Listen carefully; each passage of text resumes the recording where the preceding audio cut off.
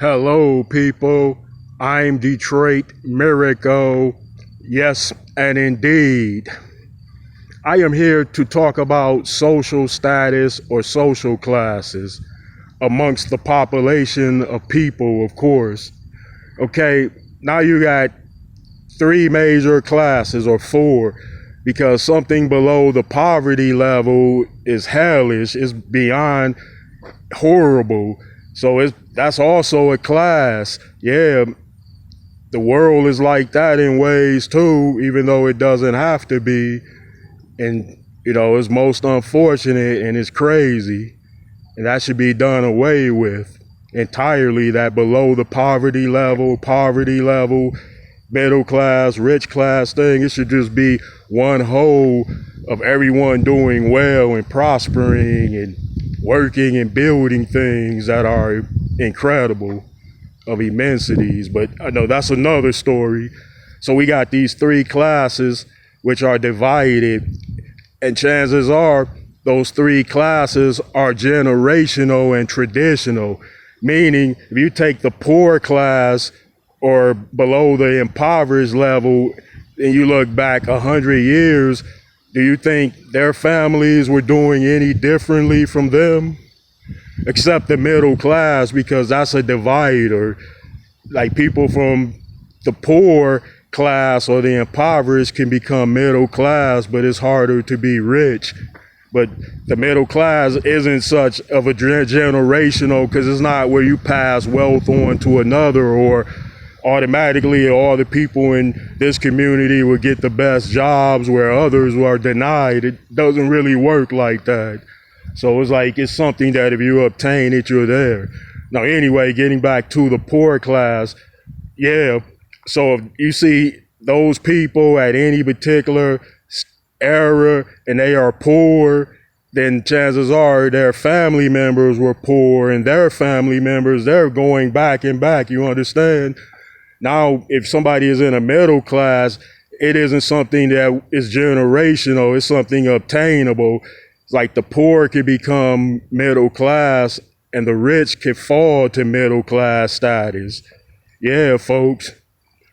And some might say, Corey, explain that. Like, how is that the case? Well, I would say simply because, you might have a rich oil tycoon or something like that, and then he loses most of his money, then his wife takes the rest, then he winds up in living in a upscale middle class communities where there are many mansions, many tiny mansions in there, but not compared to the giant estate that he left, where he had at least a few hundred rooms in there easily and all that. So it's like it can happen. Yeah, there are rich people out there that fall to the middle class community standards. And this is going to sound crazy, but some rich people have even failed to the impoverished level. Yeah, some rich people who were rich at some point even became homeless. They were that much down on their luck to the point where that happened. Yeah, so people, these things can happen.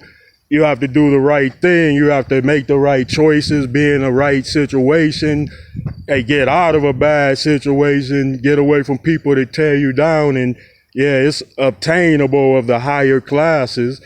Like, you don't have to be stuck in some generational impoverished.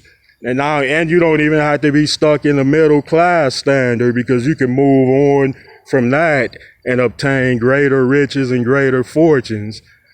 So now, we're in the middle class, meaning a lot of people got good jobs. They live in communities all over the place. Those are the good job people, or they might own small businesses that are very successful. So those are the small business owners and the good job people that stay in those communities. But yeah, they aspire and want to move up and move into the rich upper echelon. Now, once you are in the rich upper echelon of a social class, all your wildest dreams, fantasies that are obtainable through purchases will instantly come true. you might say, well, today I want to go out and buy a Ferrari like Magnum PI. I want to buy the same Ferrari, the same year, red. Then I want to drive around like Magnum TI or Magnum PI. Yep. We all grew up on that back in the day, but, or you might say, just say one day you might be like, I want to be like Al Capone, so you're going to go and dress up. You might say, go out and buy me like a 1920s Chevy. I'm going to drive around in it. Yeah, there's people with sick fantasies out there. There's people that have very sick fantasies rather. They do stuff like that. I'm not saying I would, but I'm saying other people do. Yeah, but everything that is purchasable, you can buy your dream home. You can buy your dream woman. You can buy your dream car. You can buy your dream furnishings. You can buy your dream motorcycle. You can go on your dream vacations. And you can do that on a regular basis. So that's how it works with the rich in terms of, you might see people that appear to be civilized rich. Yeah, it's classes of rich people too. It's animalistic type of rich people that indulge in sick fantasies with their wealth, and then it's like more like exclusive type of wealthy people, like they walk around wearing 3-piece suits at home, go to fancy dinner parties and things. So they try to show a bit of refinement with it as best as they can, I suppose. Yeah. Well, folks, I wanted to tell you a bit about those classes of people and situations.